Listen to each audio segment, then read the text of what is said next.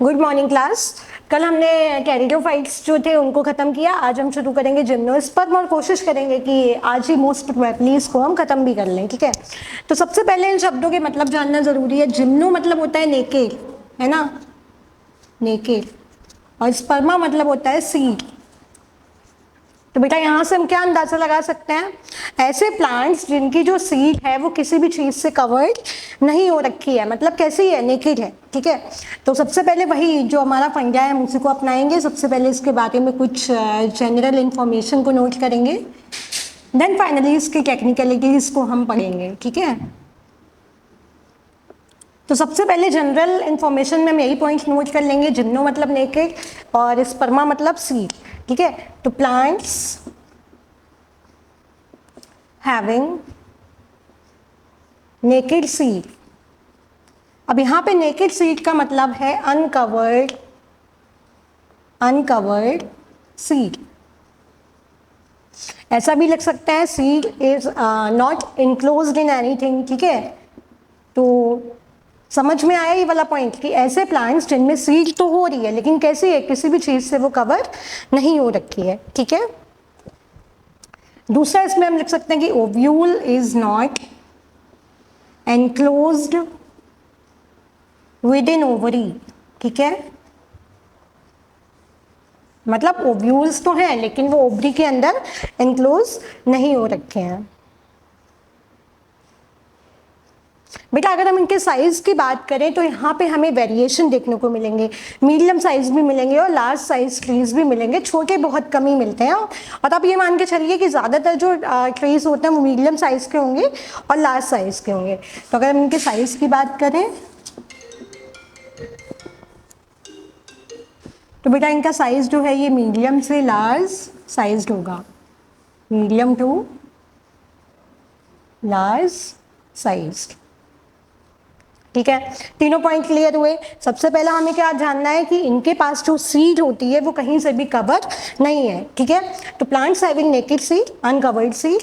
Ovule जो होता है वो ओवरी के अंदर इंक्लोज नहीं है और इनका जो साइज है बेटा वो मीडियम से लार्ज है। ठीक है, उसके बाद में बेटा ये पेरेनियल होते हैं। कैसे होंगे, पेरेनियल,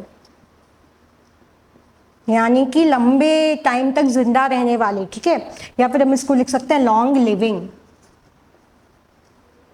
क्लियर हुआ? ठीक है, पेरेनियल यानी कि लॉन्ग लिविंग होंगे, मतलब इनकी जो उम्र होती है वो काफी ज्यादा रहेगी। ठीक है,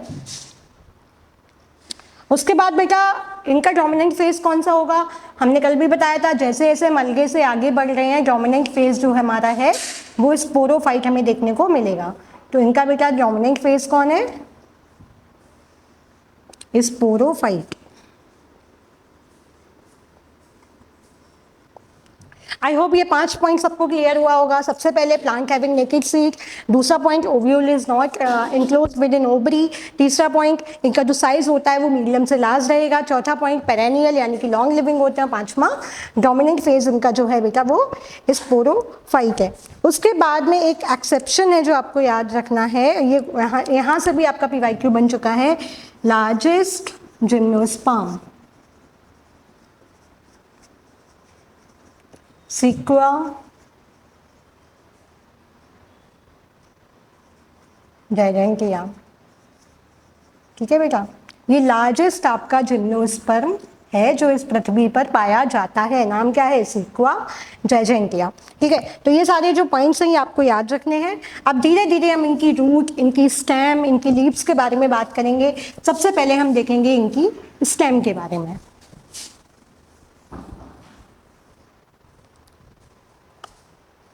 सबसे पहला पॉइंट जो आपको याद रखना है बेटा कि इनकी जो रूट्स होती हैं इनमें टैप रूट पाई जाएगी और बेटा जो स्टेम्स पाई जाएंगी वो वुडी होंगी। कैसी होंगी, वुडी स्टेम्स होंगी। याद करने वाली बात ये है बेटा कि बोथ अंडरगो सेकेंडरी ग्रोथ। ठीक है, बोथ अंडरगोज सेकेंडरी ग्रोथ।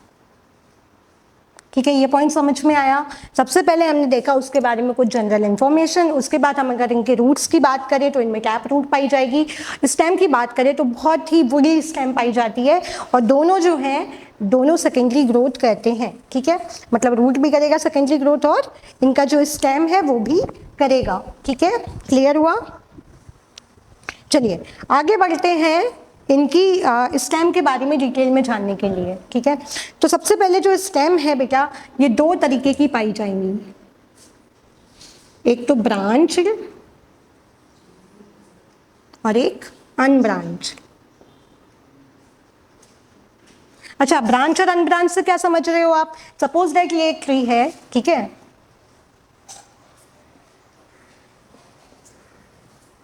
ठीक है, तो इनकी जो स्टेम्स हैं बेटा, यहाँ पर जो ब्रांचेस पाई जा रही हैं, ऐसे प्लांट्स को हम बोलेंगे ब्रांच्ड जिम्नोस्पर्म। ठीक है, चलिए, तो ये जो ब्रांच है बेटा, ये पाइनस में देखने को मिलती हैं। ब्रांच किस में मिलेंगी आपको? पाइनस में। इसमें आपको जिम्नोस्पर्म में दो नाम बहुत ज़्यादा अच्छे से याद होने चाहिए, पाइनस और साइकस। तो बेटा जो ब्रांच हमारी स्टेम्स हैं वो मिलेगी पाइनस में, और जो अनब्रांच हैं वो मिलेंगी साइकस में। ठीक है, इतना क्लियर हुआ।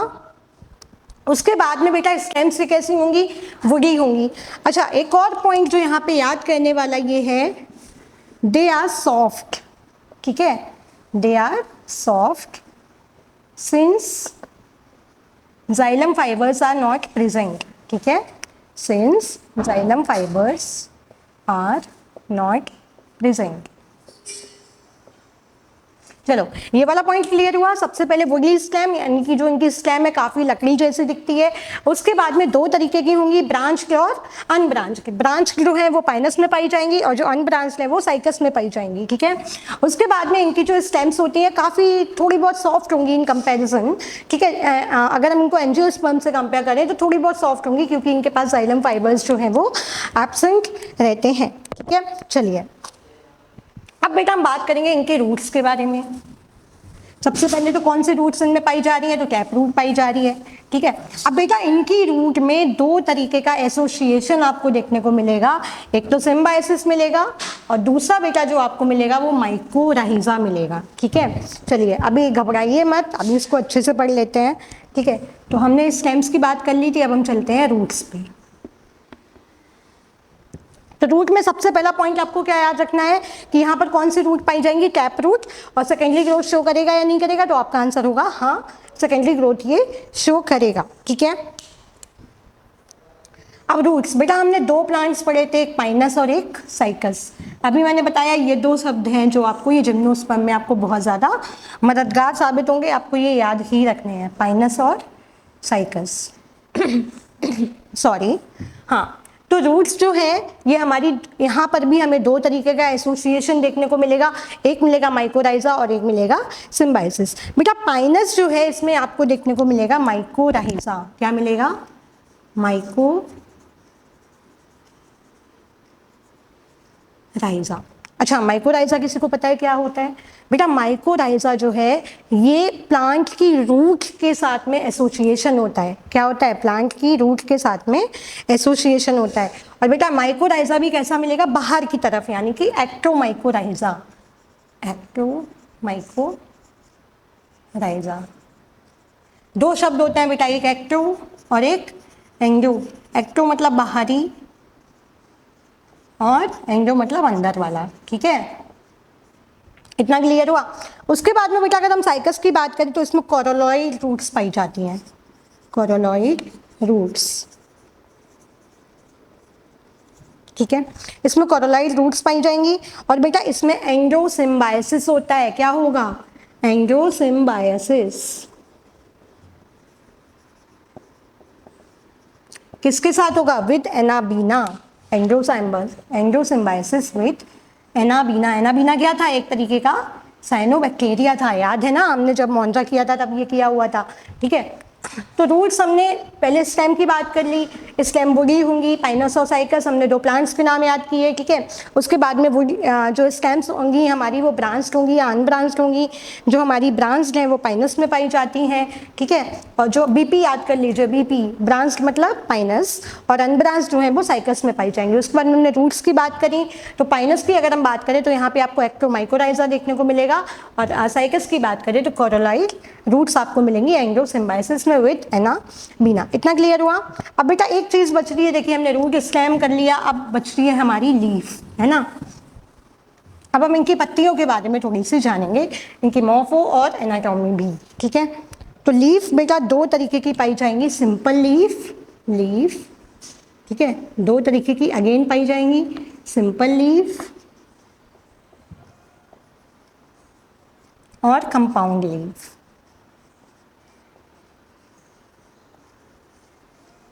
ठीक है। सिंपल लीफ पाई जाएगी और कंपाउंड लीफ पाई जाएगी। उसके बाद में सिंपल लीफ जो है बेटा ये पाइनस में पाई जाती है, और ये कहाँ पाई जाएगी, कंपाउंड में। और बेटा इसमें भी दो तरीके की आती हैं, सॉरी साइकस, हाँ इसमें भी बेटा दो तरीके की आती हैं, पिन्नेटली कंपाउंड लीफ और पामेटली कंपाउंड लीफ। तो यहाँ पर जो पाई जाएगी वो बेटा पिन्नेटली कंपाउंड लीफ पाई जाती है। कौन सी पाई जाएगी, पिन्नेटली कंपाउंड लीफ। किसकी बात कर रहे हैं बेटा, साइकस की, है ना। कौन से कंपाउंड लीफ पाई जा रही है, पिन्नेटली कंपाउंड। जब हम एनाटॉमी करेंगे तब हम अच्छे से बताएंगे कि पिन्नेटली और पामेटली क्या होता है। अभी आपको इतना याद रखना है कि जो हमारा साइकस है उसमें कौन से लीफ पाई जा रही है, पिन्नेटली कंपाउंड लीफ, ठीक है। अब बेटा इनकी जो लीव्स होती हैं वेल अडाप्टेड रहती हैं, किसके लिए, हाई टेम्परेचर के लिए और हवा के बहाव के कम करने के लिए। तो इनकी लीफ इसलिए अडाप्टेड रहती हैं, ठीक है। उसके बाद में बेटा एक चीज आपको और याद रखनी है, हैव संकिन स्टोमेटा, हैव संकिन स्टोमेटा। और बेटा उसके ऊपर थिक क्यूटिकल की लेयर रहेगी। ऐसा किस लिए हो रहा है, कोई बता सकता है, बस थोड़ा सा दिमाग लगाने की ज़रूरत है। बेटा जब स्टोमेटा संकिन होगा तो ये हमारा वाटर लॉस को प्रिवेंट करेगा। तो यहाँ पे हम लिख सकते हैं टू प्रिवेंट वाटर लॉस या फिर ट्रांसपिरेशन। क्लियर हुआ, ठीक है। तो लीफ की हमने बात कर ली, सिंपल लीफ कहाँ पाई जाएगी, पाइनस में। कंपाउंड कहाँ पाई जाएगी, साइकस में। कंपाउंड में भी कौन से, पिन्नेटली कंपाउंड। इनके स्टोमेटा जो रहते हैं काफ़ी संकीर्ण रहेंगे, सिकुड़े हुए रहेंगे, उनके ऊपर थिक क्यूटिकल की लेयर है पानी के लॉस को बचाने के लिए, ठीक है। अब बेटा हमारा बच रहा है, देखिए हमने रूट डिस्कस कर लिया, हमने स्टेम डिस्कस कर लिया, हमने लीफ डिस्कस कर लिया। अब हम डिस्कस करेंगे इसके स्पोरोफिल को।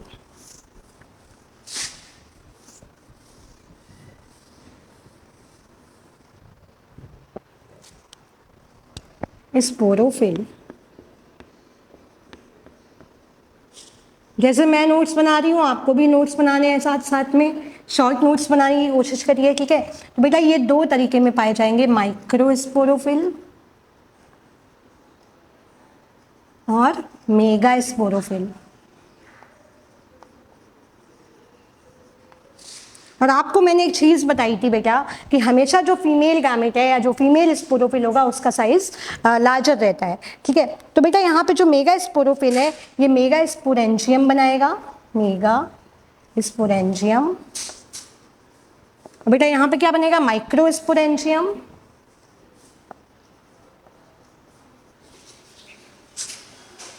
ठीक है, माइक्रो स्पोरेंजियम। और यहाँ पे बनेगा अपना मेगा स्पोरेंजियम, ठीक है। अब माइक्रो मतलब छोटा, माइक्रो मतलब बेटा छोटा। तो बेटा इसमें बनेंगी हमारी मेल कोन्स। क्या बनेंगी, मेल कोन्स। लिख देती हूँ मैं यहाँ पे इससे कि कंफ्यूजन ना हो, मेल कोन्स, ठीक है। और बेटा यहाँ पर हमको मिलेंगी अपनी फीमेल कोन्स, ठीक है। क्लियर हुआ। तो स्पोरोफिल की बात की, वो भी दो तरीके में डिवाइड हो सकता है, दो तरीके का पाया जाता है, माइक्रो स्पोरोफिल और मेगा स्पोरोफिल। माइक्रो स्पोरोफिल जो है माइक्रो स्पोरेंजियम करेगा, देन वहाँ पे क्या होगा, देन वहाँ पे हमारा जो मेल कोन्स हैं वो उस पर एग्रीगेट होके बनेंगी, और मेगा स्पोरोफिल जो है मेगा स्पोरेंजियम बनाएगा, देन वहाँ पर हमें फीमेल कोन्स देखने को मिलेंगे, सॉरी। अब हम इनकी सेक्सुअलिटी के बारे में थोड़ा सा डिस्कस कर लेते हैं। बाइसेक्सुअल है, मोनोसेक्सुअल है, ठीक है। पाइनस बेटा ये बाइसेक्सुअल है। कैसा है? बाइसेक्सुअल। बाइसेक्सुअल को हम क्या और लिख सकते हैं? मोनोशियस। वहीं बेटा अगर हम साइकस की बात करें तो ये यूनिसेक्सुअल है या फिर डायोशियस है, ठीक है। अब बाइसेक्सुअल का मतलब क्या हो रहा है बेटा?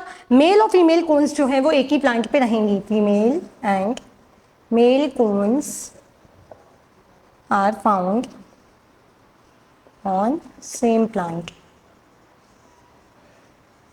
ठीक है। और यहाँ पे उल्टा हो जाएगा, female and male cones are found on different plants, ठीक है। चलिए, तो ये हमने इसके बारे में भी बात कर ली। उसके बाद में बेटा आपको एक और जो एक्सेप्शन और एक जो पॉइंट याद रखना है कि female cones are absent in cycas. Female cones are absent in cycas, ठीक है। फीमेल कून्स जो होंगे वो आपको साइकस में प्रेजेंट नहीं मिलेंगी। इसकी जगह बेटा मेगा स्पोरोफिल ही मिलेगा, मतलब वो कून्स बियर नहीं करता है, ठीक है। तो यहाँ पे कंफ्यूज नहीं होना है। पाइनस कैसा है? बाइसेक्सुअल है, यानी कि एक ही प्लांट में आपको मेल और फीमेल रिप्रोडक्टिव ऑर्गन मिलेंगे, ठीक है, फीमेल कोन्स मिलेंगी, सॉरी। और साइकस में आपको एक प्लांट पे मेल कोन्स मिलेगी, एक पे मेगा स्पोरोफिल मिलेगा। फीमेल कोन्स यहाँ पर साइकस में नहीं बनती हैं, ठीक है। चलिए आगे बढ़ते हैं, डायग्राम बनाते हैं, देखिएगा, ध्यान से समझिएगा।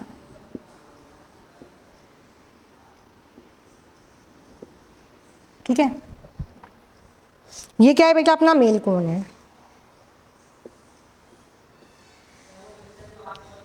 अब बेटा ये क्या बनाएगा? माइक्रोस्पोरोफिल या माइक्रोस्पोरेंजियम बनाएगा, ठीक है। माइक्रोस्पोरेंजियम, ये क्या बन गया? माइक्रोस्पोरेंजियम, ठीक है। या इसको बोलेंगे बेटा हम MMC, microspore mother cell. Microspore mother cell बेटा ये डिप्लॉयड होता है। कैसा होगा? डिप्लॉयड होगा, ठीक है। अब बेटा ये मियोसिस करेगा, कौन सा रिएक्शन? यानी कि रिएक्शन डिवीजन में जाएगा, ठीक है। जब बेटा ये मियोसिस कर लेगा तब ये बनाएगा माइक्रोस्पोर। क्या बनाएगा?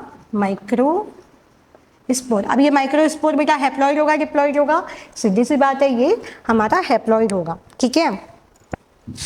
इसके बाद में बनेगा male gametophyte, male gametophyte. And then finally बेटा हमको मिल जाएंगे हमारे पॉलन ग्रेन्स। चलिए मेल का सिस्टम समझ में आया। सबसे पहले क्या हो रहा है? मेल कौन है, उसने क्या किया? माइक्रोस्पोरेंजियम जो उस पर प्रेजेंट है, उसने क्या? माइक्रोस्पोर मदर सेल, यानी कि उसको हमने MMC भी बोला।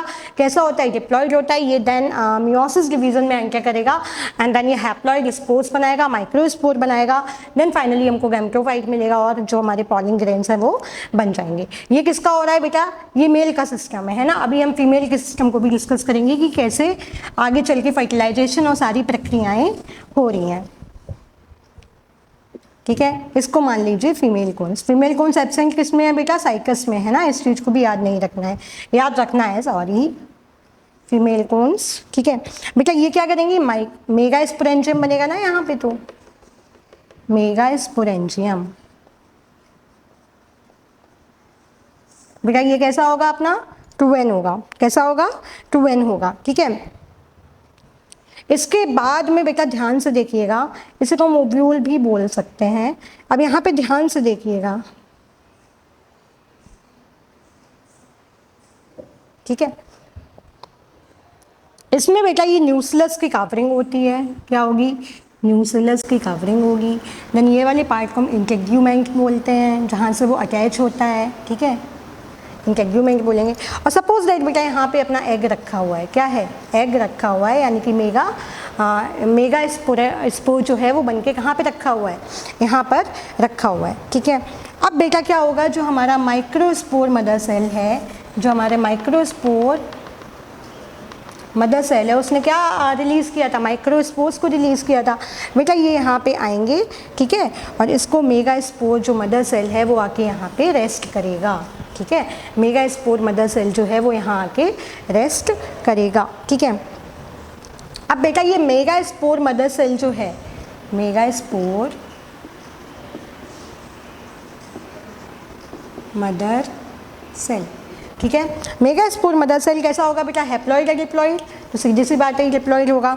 देन बेटा ये मियोसिस करेगा, क्या करेगा, मियोसिस डिवीजन करेगा, एंड देन 4 मेगा स्पोर्स बनाता है, 1 2 3 और 4। याद करने वाली बात है, कितने बनाएगा, 4, ठीक है।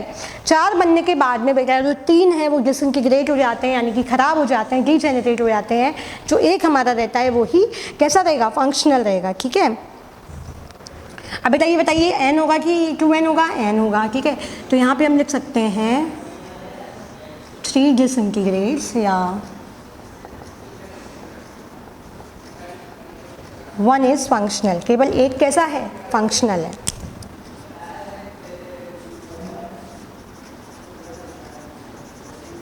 ठीक है, क्लियर हुआ इतना। मेगा स्पोर मदर सेल ने मियोसिस किया, देन क्या बनाए, मेगा स्पोर्स बनाए, कितने बनाए, 4 बनाए, 4 में से 3 जो है वो हमारे डीइंटीग्रेट हो जाते हैं और जो हमारा एक है वो फंक्शनल बना रहेगा, ठीक है। अब ये जो फंक्शनल वाला है बेटा ये डिवीज़न करेगा, कौन सा डिवीज़न करेगा, ये जो फंक्शनल वाला है, ठीक है, ये डिवीज़न करेगा कौन सा, माइटोसिस करता है, यानी कि हैप्लॉइड ही रहेगा। जो आने वाला हमको स्पोर है या जो भी प्रोडक्ट है वो कैसा मिलेगा, हैप्लॉइड मिलेगा, ठीक है। और बेटा ये फीमेल गैमेटोफाइट बना देता है, क्या बना देगा, क्या बना दिया, फीमेल गैमेटोफाइट। वहाँ क्या हो रहा था, मेल गैमेटोफाइट बन रहा था, देन हमें पॉलिन ग्रेन्स मिल रहे थे। यहाँ पे बेटा हमारा जो फीमेल गैमेटोफाइट है हमको वो मिल गया, और इसको बेटा हम एंजियोस्पर्म भी बोलते हैं, क्या बोलेंगे, एंजियोस्पर्म, क्या बोलेंगे, एंजियोस्पर्म, ठीक है। फीमेल गैमेटोफाइट को हम क्या बोल रहे हैं बेटा, एंजियोस्पर्म। क्लियर हुआ, चलिए आगे बढ़ें। आगे बस इनकी एक प्रक्रिया जो है वो बच रही है, और साथ ही साथ इसके कुछ एक्सेप्शन बच रहे हैं जो हमको याद रखने हैं। बस इसमें हमें फर्टिलाइजेशन के प्रोसेस को देखना है, एंड देन जिम्नोस्पर्म जो हमारा है वो भी ख़त्म हो जाएगा, ठीक है। बेटा न्यूक्लियस क्या है, जो ओव्यूल को कवर कर रहा है, ठीक है। चलिए अब बेटा यहाँ पे ध्यान से देखिएगा,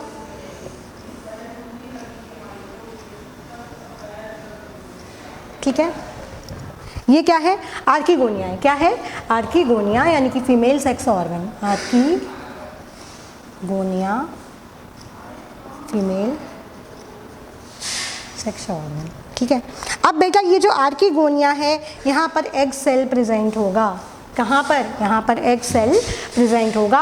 हमारा जो पॉलिन ग्रेन है वो एनिमोफिली यानी कि विंग की सहायता से यहाँ तक आएगा, देन फर्टिलाइजेशन का प्रोसेस होगा। चलिए फर्टिलाइजेशन देख लेते हैं।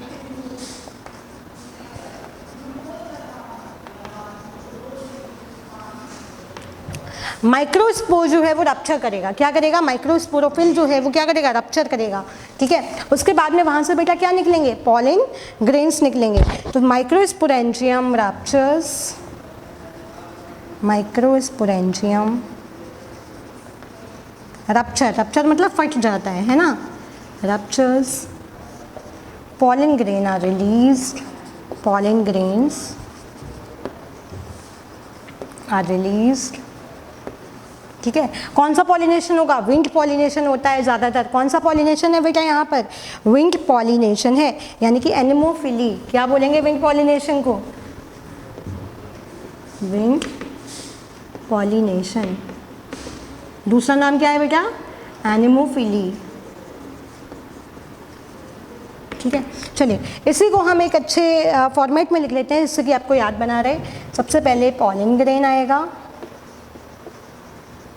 ठीक है, कहाँ से आएगा, मेल गैमेटोफाइट से आएगा। देन बेटा विंड पॉलिनेशन होगा, विंग पॉलिनेशन के बाद कहाँ आएगा ये? आर्कीगोनियम में आएगा। कहाँ आएगा? आर्कीगोनियम में, यानी कि फीमेल गैमेटोफाइट में आएगा।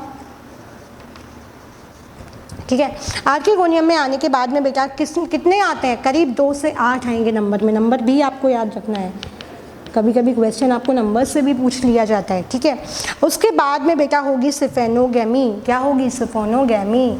अभी सिफोनोगैमी क्या होता है मैम? सिफोनोगैमी, तो बेटा siphonogamy is the formation of pollen tube. बेटा ये बताइए, जब ये जो पॉलिन ग्रेन आया है, इसको यहाँ तक एग तक आने के लिए उसको कुछ तो पैसेज चाहिए ना, तो बेटा उसी प्रोसेस को हमने बोला सिफोनोगैमी। What is siphonogamy? तो formation of pollen tube, formation of pollen tube. ठीक है, पॉलिन ट्यूब भी बन गया हमारा। अब क्या होगा? फाइनली जो हमारा मेल गैमेट और फीमेल गैमेट है उसका फ्यूज़न हो जाएगा, male gamete plus female gametes. बेटा इसी फ्यूज़न को हमने बोला फर्टिलाइजेशन। ठीक है, क्लियर हुआ? अब बेटा इसके बाद क्या होगा? जो ओवरी है वो फूड में कन्वर्ट हो जाएगा, ओव्यूल जो है वो सीड में कन्वर्ट हो जाएगा। लेकिन याद रखने वाली बात यहाँ पर ये है कि जो हमारा ओव्यूल है वो ओवरी के अंदर इंक्लोज नहीं होगा, यानी कि कवर्ड नहीं होगा। ठीक है, चलिए अब बेटा हमें कुछ इसमें एक्सेप्शंस को याद रखना है। ठीक है, तो सबसे पहला एक्सेप्शन हमारा रहेगा गिंको बाइलोबा। Ginkgo biloba. बेटा बाई से क्या समझ में आ रहा है? 2। बाई से क्या समझ में आ रहा है? 2। तो बेटा इसके पास में 2 शूट्स होती हैं, one will be large and one will be short. ठीक है, सबसे पहला एक्सेप्शन कौन है? Ginkgo biloba. 2 शूट्स पाई जाएंगी, एक छोटी और एक बड़ी। उसके बाद में दूसरा जो है बेटा ये लिविंग फॉसिल भी है। क्या है ये चीज़ भी आपको याद रखनी है ना, लिविंग फॉसिल। चलिए, गिंको के बाद में बेटा है साइकस का एक एक्सेप्शन है। साइकस में बेटा जो अपना मेल गैमेट बनेगा वो मोटाइल होता है। कैसा होता है? Male gamete is motile. ठीक है, यानी कि फ्लैजेलेटेड होगा। ठीक है, उसके बाद में बेटा ये भी जो है ये लिविंग फॉसिल है। उसके बाद में एक है नेटम। बेटा सबसे इंपॉर्टेंट और यहाँ से आपके PYQ सबसे ज़्यादा बने हैं एक्सेप्शंस में से। नेटम जो है, मैंने क्या बताया था, इनके पास जिम्नोस्पर्म्स के पास वेसल्स नहीं होते हैं। ये इकलौता ऐसा जिम्नोस्पर्म है जिसके पास क्या पाई जाएंगी? वेसल्स पाई जाएंगी। हैज़ वेसल्स, बाइटेज्मिक ओव्यूल, यानी कि जो ओव्यूल होगा वो 2 लेयर का होगा, 2 पार्ट्स में डिवाइडेड भी बोल सकते हैं आप उसको, 2 तरीके से अटैच रहता है ना। उसके बाद में आर्कीगोनियम इनमें एब्सेंट होता है, यानी कि फीमेल जो कोन्स है वो नहीं बनती, वो तो हम पहले ही बता चुके हैं, तो इसको भी नोट कर ले रहे हैं। आर्कीगोनियम यहाँ पर आपका एब्सेंट रहेगा। आई होप आपको पूरा का पूरा जिम्नोस्पर्म समझ में आया होगा। एक बार जल्दी से क्विक रिवीजन करते हैं। जिम्नोस्पर्म मतलब ऐसे प्लांट्स जिनमें की जो सीड है हमारी वो नेकेड होगी, यानी कि कवर नहीं होगी। Ovary ovule is not enclose with in ovary. इनका डोमिनेंट फेज कौन है? स्पोरोफाइट है। उसके बाद में सबसे पहले हमने स्टेम्स की बात करी थी, तो स्टेम इनमें 2 तरीके का पाया जाएगा। कौन कौन? वुडली स्टेम सबसे पहले तो होगा। उसके बाद में 2 होंगे, ब्रांच्ड और अनब्रांच्ड। ब्रांच्ड किस में पाया जाएगा? पाइनस में। अनब्रांच्ड किस में पाया जाएगा? साइकस में। रूट्स में बेटा हमें 2 एसोसिएशन मिल रहे थे, एक माइकोराइजा और एक सिम्बाइसिस। ठीक है, सिम्बाइसिस में कौन हेल्प कर रहा था? एनाबीना। और ये जो था एक्टोमाइकोराइजा था और एंड्रो सिम्बाइसिस थी। एक्टोमाइकोराइजा किस में हो रहा था? पाइनस में। और साइकस में कौन सा हो रहा था? Endosymbiosis. उसके बाद में बेटा हमने लीफ की बात करी, सिंपल लीफ और कंपाउंड लीफ। सिंपल लीफ किस में पाई जा रही है? पाइनस में। और साइकस में क्या हो रहा है? कंपाउंड लीफ पाई जा रही है। ठीक है, उसमें भी से भी कौन सी? Pinnately compound leaf. ठीक है, उसके बाद में स्पोरोफिल हमने देखे थे, 2 तरीके के होंगे, माइक्रो स्पोरोफिल और मेगा स्पोरोफिल। माइक्रो मतलब जो मेल कोन्स को बियर करेगा, पाइनस में होता है। ठीक है, और मेगा मतलब जो जिसमें फीमेल कोन्स बियर करेगी, साइकस में फीमेल कोन्स नहीं बनती हैं। उसके बाद में बाइसेक्सुअल, यूनिसेक्सुअल बता दिया था। उसके बाद में बेटा हमने देखा था इनमें फर्टिलाइजेशन किस तरीके से हो रहा है, मेल गैमेटोफाइट बनेगा, देन फाइनली हमारे पॉलिन ग्रेन्स रिलीज होंगे, देन आर्किगोनियम बनेगा फीमेल गैमेटोफाइट जो है, देन वहाँ पर हमारे 4 तरीके के स्पोर, मेगा स्पोर बनेंगे। 4 में से 3 जो है बेटा वो खराब हो जाते हैं, केवल जो एक रहता है वो फंक्शनल रहता है। जो फंक्शनल रहता है वो माइटोसिस डिवीजन करके फीमेल गैमेटोफाइट आर्किगोनियम बना देता है। देन फाइनली हमारा जो एग है वो रेस्ट रहता है, उसके बाद में सिफोनोगैमी होती है, यानी कि फॉर्मेशन ऑफ पॉलिन ट्यूब होगा, पॉलिन ग्रेन्स इसके थ्रू आते हैं, विंग पॉलिनेशन यानी कि एनिमोफिली के थ्रू आते हैं, देन सिफोनोगैमी भी हो गई। उसके बाद में देन बेटा क्या होता है, फाइनली जो हमारा फर्टिलाइजेशन का प्रोसेस है वो कंप्लीट हो जाता है। उसके बाद में हमने एक्सेप्शंस देखे थे 3, गिंको बाइलोबा, साइकस और एक नाइटम। जो हमारा बाइलोबा है उसमें क्या 2 शूट्स पाई जा रही है, एक छोटी और एक बड़ी, और साइकस में फीमेल जो गैमेट है वो मोटाइल होगा और ये लिविंग फॉसिल है।